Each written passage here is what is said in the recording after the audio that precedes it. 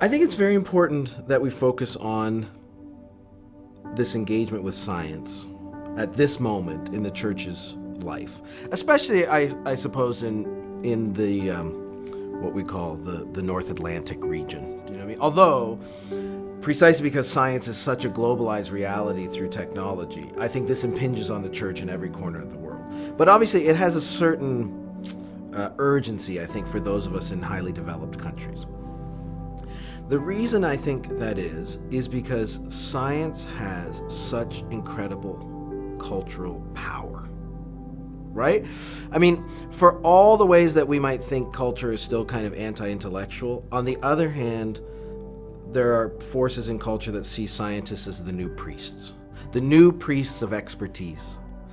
And we all sit back and we don't know which scientists to believe, or, so on global warming, this group lines up this group of scientists and this group lines up this group of scientists, but everybody believes that it's got to be the science that tells the truth about things.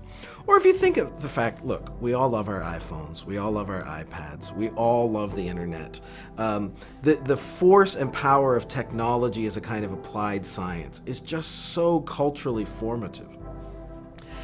And then finally, obviously, there are points at which science impinges on ultimate questions, right? I mean, there is something about physics that takes you back to questions of origins. There is something about evolutionary biology that clearly marches you back to questions of origins.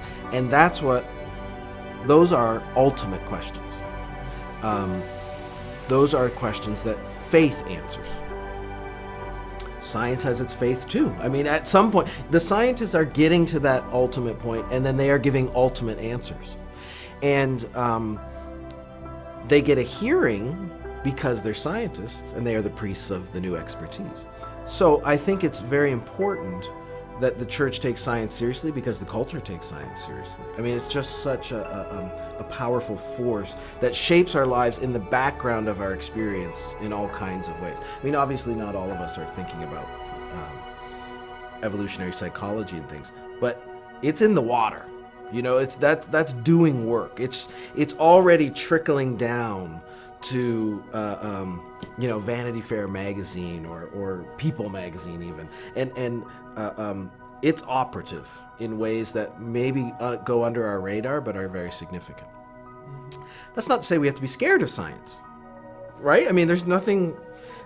We just need to sort of honor, in some sense, the significant cultural role that has been accorded to science.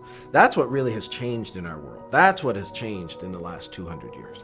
That's why the church finds itself in a new world. And we need to take that seriously.